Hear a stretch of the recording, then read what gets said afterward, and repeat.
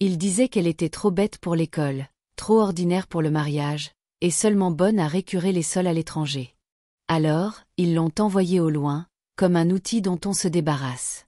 Mais 8 ans plus tard, quand Asa est descendu d'une voiture de luxe devant la maison qu'ils avaient volée à son père, tenant les papiers de propriété, ce n'était pas pour demander de l'amour. C'était pour tout reprendre, avec intérêt. Asa était la discrète de la famille. Elle parlait peu, ne se rebellait pas et ne causait jamais de problème. Mais aux yeux de sa famille, cela faisait d'elle une faible. Son frère aîné était dans les affaires. Sa jeune sœur poursuivait des études de médecine. Et Asa, disait-il, était juste là, inutile, lente, pas assez intelligente. Il se moquait d'elle, ignorait ses opinions et la blâmait pour des choses dont elle n'était pas responsable. Sa mère disait « Tu ne réussiras jamais dans la vie », et ses frères et sœurs acquiesçaient. Même quand elle essayait d'aider, il l'écartait. Puis quelque chose d'étrange s'est produit. Son père, Marlowe, qu'il aimait plus que tout, est mort subitement. Ils ont dit que c'était une maladie, mais tout cela semblait suspect. Avant qu'Asa ait pu faire son deuil, sa famille a vendu toutes les affaires de son père, y compris la maison qu'il avait construite. Ils ont prétendu que la maison leur appartenait désormais, bien qu'Asa se souvenait que son père avait dit qu'elle serait à elle un jour. Peu après, ils lui ont annoncé qu'elle avait de la chance. Ils lui avaient trouvé un travail à l'étranger, au Moyen-Orient. Ils disaient qu'elle gagnerait beaucoup d'argent et rendrait la famille fière. Mais au fond, Asa savait qu'il voulait juste se débarrasser d'elle. Ce n'était pas pour l'aider, mais pour effacer la honte de la famille. Ils lui ont donné une valise bon marché, un sourire faux, et l'ont envoyée comme si elle n'était rien. Pas d'embrassade, pas d'au revoir sincère, juste un billet d'avion et le silence. Asa n'a pas pleuré. Elle a jeté un dernier regard à la maison de son père, sans savoir qu'un jour, elle lui appartiendrait à nouveau. Quand Asa est arrivée à Oman, elle espérait que les choses s'amélioreraient. Sa famille lui avait dit qu'elle travaillerait dans une bonne maison, gagnerait assez d'argent pour les aider et économiser pour elle-même. Mais dès qu'elle est entrée dans la grande maison, ses rêves se sont brisés. La maison était magnifique, mais froide. Les gens à l'intérieur la regardaient comme si elle n'était rien. Dès le premier jour, Asa a été traitée comme un robot. Elle travaillait du matin tôt jusqu'à tard le soir, récurant les sols, lavant le linge, cuisinant, courant partout sans repos. La maîtresse de maison lui criait dessus pour la moindre petite chose. Le maître l'ignorait complètement. Même les enfants étaient grossiers. Elle n'avait pas le droit de s'asseoir pour manger. Parfois, elle n'avait que du pain et du thé. Quand elle demandait son salaire, on lui répondait « le mois prochain ». Mais le mois prochain n'arrivait jamais. Des mois passèrent, et elle n'avait toujours pas reçu l'argent promis. Chaque semaine, elle écrivait des lettres à sa famille, y mettant tout son cœur, disant qu'elle était fatiguée, effrayée et seule. Mais elle n'a jamais reçu de réponse, pas une seule. C'était comme si elle n'existait plus. Lentement, Asa a commencé à se sentir invisible, comme une ombre dans la vie de quelqu'un d'autre. Mais même dans cette douleur, quelque chose en elle refusait d'abandonner. Elle écoutait attentivement quand la famille parlait, apprenant peu à peu l'arabe. La nuit, quand tout le monde dormait, elle apprenait à lire l'anglais dans des magazines jetés. Elle regardait des vidéos en silence, apprenant comment fonctionnent l'argent et les affaires. Elle nettoyait le sol d'une main et écrivait de nouveaux mots de l'autre. Elle n'avait rien, mais elle construisait quelque chose de puissant à l'intérieur. Quelque chose que personne ne voyait encore. Un après-midi chaud, alors qu'Asa nettoyait la cour, elle a entendu un cri et un plouf. Elle s'est retournée et a vu le jeune enfant de ses employeurs tomber dans la piscine. Personne d'autre n'était là. Sans réfléchir, Asa a couru et sauté dans l'eau. Elle ne savait pas bien nager, mais elle a réussi à sortir l'enfant. Le bébé a toussé, pleuré, mais il était sain et sauf. Ce moment a tout changé. Rahan, un cousin en visite de Dubaï, avait tout vu depuis une fenêtre à l'étage. Ce soir-là, il est descendu et a parlé à Asa pour la première fois. La plupart des gens dans la maison l'ignoraient. Mais Rahan l'a regardé dans les yeux et a dit « Merci ». Puis il a commencé à lui poser des questions. Depuis combien de temps elle travaillait, d'où elle venait, si elle avait des rêves. Au début, Asa restait silencieuse, méfiante. Mais Rahan écoutait patiemment. Peu à peu, elle lui a parlé de sa vie, de sa famille, de ses espoirs. Il a vu en elle quelque chose que les autres ne voyaient pas, son honnêteté, sa force et sa soif d'apprendre. Quelques jours plus tard, il est revenu avec une proposition. Je dirige une entreprise technologique. Nous avons besoin de quelqu'un pour nettoyer le bureau. Le salaire est meilleur, tu auras un jour de congé par semaine, et le travail est moins stressant. Veux-tu venir? Asa n'en croyait pas ses oreilles. Elle a dit oui immédiatement. Pour la première fois depuis des années, son cœur s'est réchauffé. Travailler dans le bureau technologique était comme entrer dans un nouveau monde. L'endroit était propre, lumineux, et les gens la traitaient avec gentillesse. Elle nettoyait toujours les sols et les vitres, mais pendant ses pauses, elle écoutait attentivement les conversations, observait comment les gens utilisaient les ordinateurs et posait des questions simples. Personne ne se moquait d'elle. Certains l'aidaient même. Rahan l'encourageait à continuer d'apprendre. Le bureau est devenu son école secrète. Asa balayait les couloirs en écoutant des podcasts. Elle notait de nouveaux mots, s'entraînait à taper à l'ordinateur, et apprenait à gérer l'argent. Chaque petite opportunité, elle la saisissait pour grandir. Elle n'était plus seulement une femme de ménage. Elle était une étudiante de la vie, se préparant discrètement à quelque chose de grand. Asa travaillait dur au bureau, mais elle ne s'est pas arrêtée là. Le week-end, elle a commencé à nettoyer les appartements d'amis de Rahan, des jeunes couples trop occupés pour le faire eux-mêmes. Au début, elle nettoyait 1 ou 2 maisons par semaine. Mais son travail était si soigné et elle était si honnête que le bouche à oreille s'est répandu rapidement. Les gens disaient « Appelez Asa, elle est la meilleure ». Bientôt, son téléphone vibrait de nouvelles demandes. Malgré un emploi du temps chargé, Asa ne refusait jamais. Elle nettoyait avec soin, toujours souriante, toujours respectueuse. Elle ne touchait jamais ce qui ne lui appartenait pas et arrivait toujours à l'heure. Les gens lui faisaient confiance.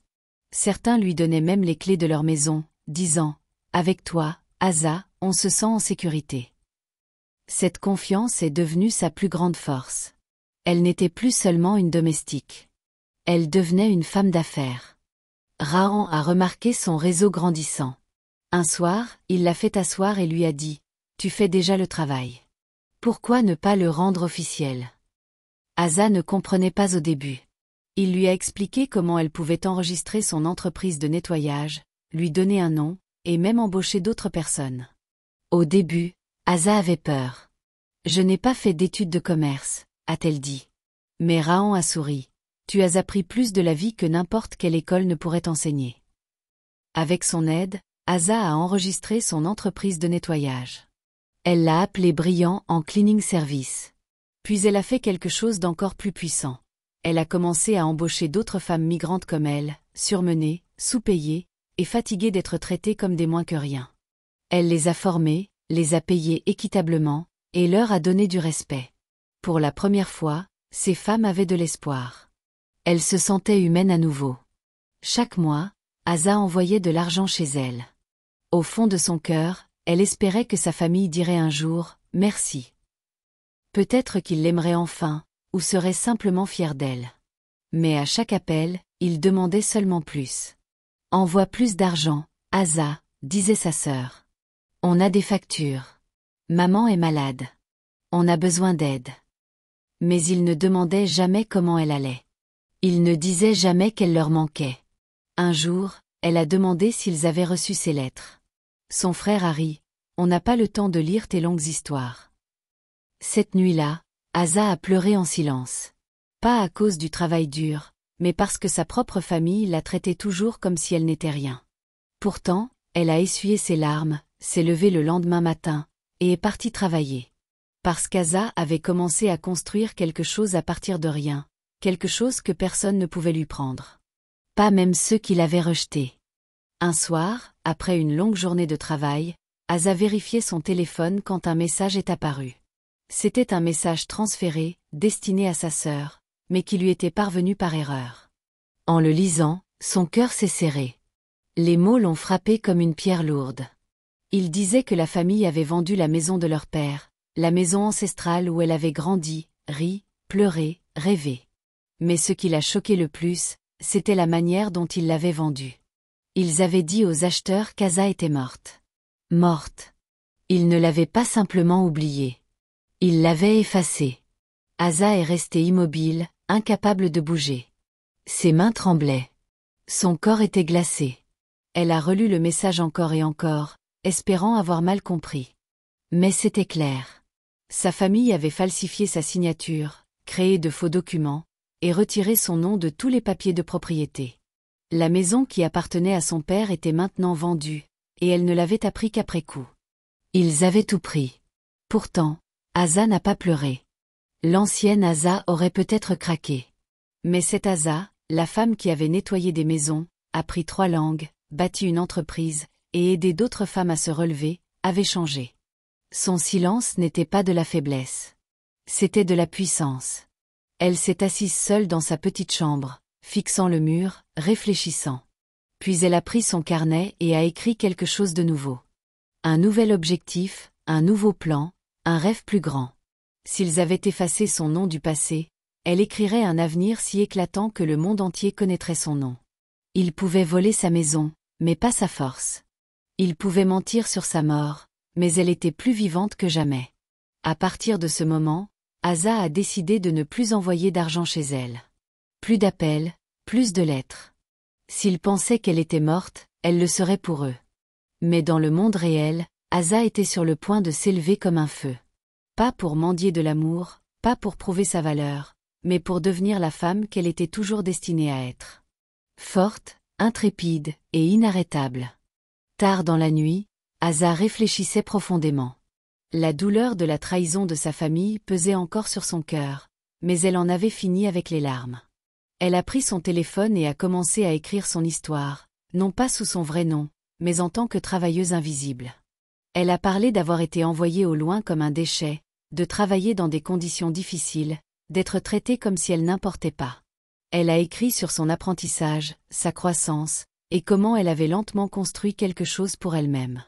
Puis elle a partagé son histoire sur les réseaux sociaux, avec des photos de son équipe de nettoyage, des femmes migrantes fortes et fières, qui avaient maintenant de la dignité et un bon salaire. Quelque chose d'inattendu s'est produit. Son histoire est devenue virale. Des milliers de femmes, surtout des Africaines travaillant à l'étranger, ont commencé à partager leurs propres histoires. Elles l'ont remerciée d'avoir parlé, l'ont appelée courageuse, même sans connaître son vrai nom. Bientôt, des gens ont commencé à la contacter pour demander si elle pouvait offrir des services de nettoyage dans d'autres villes. Asa a vu l'opportunité.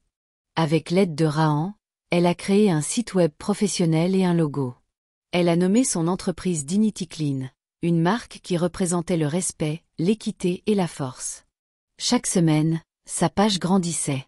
Les gens ne se contentaient pas de réserver des services de nettoyage, ils étaient inspirés par son histoire. Elle a formé plus de femmes, s'est étendue à d'autres villes du Moyen-Orient, et a construit une équipe inarrêtable. Asa n'était plus invisible. Elle menait un mouvement. Un jour, elle a reçu un courriel d'un riche investisseur des Émirats arabes unis qui suivait son histoire en silence. Il ne voulait pas seulement investir, il voulait acheter l'entreprise et l'aider à se développer dans toute la région du Golfe. Asa n'en croyait pas ses yeux. En quelques semaines, l'accord était signé. Dignity Clean valait désormais des millions. La fille discrète, autrefois qualifiée d'inutile, était devenue l'une des plus jeunes PDG africaines du Moyen-Orient. Et le monde ne se contentait pas de la voir, il la célébrait. Après 8 longues années de silence, Asa est revenue dans son pays. Personne ne savait qu'elle arrivait. Elle n'a pas appelé, n'a pas prévenu. Elle est simplement arrivée, non pas dans les vêtements poussiéreux d'une domestique comme il s'en souvenait, mais descendant d'une Mercedes noire rutilante, vêtue d'un tailleur élégant et de lunettes de soleil. Son chauffeur a ouvert la porte, et les voisins sont sortis, bouche bée de stupeur. Sa famille se tenait devant la vieille maison, figée. Sa mère a lâché le balai qu'elle tenait. Ses frères et sœurs la regardaient comme s'ils avaient vu un fantôme. Car pendant des années, ils avaient dit à tout le monde qu'Asa était morte. Ils avaient même raconté aux voisins qu'elle avait disparu à l'étranger et qu'on n'avait plus jamais entendu parler d'elle. Mais elle était là, vivante, forte, rayonnante. Asa n'a pas crié. Elle n'a pas maudit ni demandé pourquoi. Elle s'est simplement avancée calmement vers sa mère et a sorti une enveloppe marron. À l'intérieur, il y avait un titre de propriété, un nouveau, propre et officiel. Et cette fois, Il était entièrement à son nom. La main de sa mère tremblait en tenant le document. Elle ne pouvait pas parler. Ses frères et sœurs se regardaient, confus et effrayés. Les mensonges allaient les rattraper. Pourtant, Asa n'a rien dit de cruel. Elle a simplement dit « Je suis revenue voir l'endroit que j'appelais autrefois chez moi ». Puis elle s'est tournée vers les voisins, les saluant chaleureusement, remerciant ceux qui lui souriaient quand sa propre famille ne le faisait pas. Les voisins, choqués par sa transformation, l'ont accueillie comme une reine. Sa famille a essayé de sourire, de faire comme s'ils étaient heureux. Mais leurs yeux trahissaient la peur et la culpabilité. Ils savaient qu'elle avait maintenant du pouvoir, du respect et du succès. Tout ce qu'ils avaient essayé de lui voler. Mais Asa était déjà passée à autre chose. Cette visite n'était pas une revanche. C'était un rappel silencieux et puissant. La fille qu'ils avaient rejetée était revenue plus forte que jamais. Quelques jours après son retour, Asa a convoqué une réunion discrète avec sa famille. Ils se sont assis autour de la vieille table, mal à l'aise et confus. C'est alors qu'Asa a sorti une petite boîte vieillie. Elle appartenait à l'oncle Joro, a-t-elle dit doucement. Avant de mourir, il l'a confiée à quelqu'un pour la garder. Je l'ai reçue le mois dernier. Les yeux de sa mère se sont écarquillés. Son frère s'est agité sur sa chaise. De la boîte, Asa a sorti une enveloppe. Elle était poussiéreuse et vieille, mais le sceau était intact. Elle l'a ouverte et a posé le papier délicatement sur la table. C'est le vrai testament de papa, a-t-elle dit. Tout le monde s'est figé. Elle a expliqué que son père avait écrit ce testament avant sa mort et l'avait caché, confiant à son frère, l'oncle Joro, la tâche de le protéger jusqu'au moment opportun. Dedans, il était clairement indiqué que la maison, le terrain et les économies étaient laissés à Asa, non pas parce qu'elle était la préférée, mais parce que son père croyait en son cœur. Il savait qu'elle était discrète, mais forte. Il savait qu'elle prendrait soin de la famille et protégerait ce qu'il avait construit. Des larmes ont rempli les yeux d'Asa, mais elle les a retenus. Ses frères et sœurs ont octé. Ils avaient falsifié un faux testament, effacé son nom de tous les documents, et vendu la maison, pensant que personne ne le découvrirait jamais. Mais maintenant, la vérité se tenait devant eux, en noir et blanc. Asa a continué. Tout ce que vous avez vendu, vous l'avez fait illégalement. Et maintenant, par la loi, tout est à moi. La maison, le terrain, tout ce que papa a laissé. Personne ne pouvait parler. Sa mère a ouvert la bouche, mais aucun mot n'en est sorti. Ses frères et sœurs baissaient les yeux, honteux. Asa n'était pas là pour les punir. Elle n'était pas là pour se battre. Elle était simplement là pour leur montrer la vérité qu'ils avaient essayé d'enterrer. La fille qu'ils appelaient inutile était celle en qui son père avait le plus confiance. Celle qu'ils avaient rejetée était celle qui possédait tout. Alors que la vérité s'installait et qu'Asa se tenait droite avec le testament original en main, sa famille s'est effondrée. Son frère, qui se moquait d'elle et l'appelait inutile, est tombé à genoux, implorant le pardon. Asa, s'il te plaît, on ne savait pas. On était désespérés, a-t-il pleuré. Sa sœur, qui la raillait en secret, a pleuré bruyamment, se tenant le ventre comme si la douleur était insupportable. Leur mère, fière et manipulatrice toutes ces années, a essayé de s'agenouiller devant Asa, les lèvres tremblantes. Mais Asa n'a pas reculé. Elle les a regardés calmement. « Je ne suis pas celle que vous avez enterrée », a-t-elle dit, la voix ferme. Vous avez enterré vos propres cœurs quand vous avez choisi l'avidité plutôt que l'amour. Quand vous m'avez envoyé au loin comme un déchet, juste pour prendre ce qui ne vous appartenait pas. Le silence qui a suivi était assourdissant. Personne n'osait parler. Il savait que c'était vrai. Mais Asa n'était pas revenue pour se venger. Elle n'a pas crié. Elle ne les a pas chassés comme il l'avait fait avec elle des années auparavant. Au lieu de cela, elle a fait quelque chose qu'ils n'auraient jamais imaginé. Elle leur a donné des chambres dans les modestes quartiers des domestiques derrière la maison. Simples, propres, mais loin de ce qu'ils avaient autrefois. C'était l'endroit où ils disaient qu'elle devait être, l'endroit où ils l'auraient envoyée si elle était revenue les mains vides. Ils l'ont regardée, choquée. Sa mère a écarquillé les yeux. « Tu nous mets là-dedans ?» a-t-elle demandé. Asa a hoché la tête. « Pas pour vous faire du mal, mais pour que vous compreniez ce que ça fait.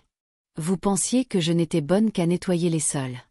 Maintenant, vous vivrez là où vous pensiez que j'appartenais. » Elle est partie sans un mot de plus, les laissant à leurs pensées. Ce n'était pas de la haine. C'était de la justice.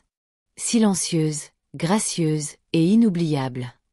Asa se tenait à la grille de la maison qui autrefois ne contenait que de la douleur. Mais cette fois, ce n'était pas seulement sa maison. C'était un espoir pour beaucoup d'autres. Elle avait transformé la maison, non pas en un manoir pour elle-même, mais en un refuge, un lieu sûr pour les domestiques maltraités et abandonnés à l'étranger, comme elle l'avait été. Chaque pièce était remplie de chaleur, de lits avec des draps propres, de nourriture et de soins. Les filles qui rentraient brisées avaient maintenant un endroit pour guérir, se reposer, rêver à nouveau. Elle l'a nommé le refuge Marlowe, en l'honneur de son défunt père, non pas parce qu'il lui avait donné des richesses, mais parce qu'il croyait en la bonté qu'il voyait en elle.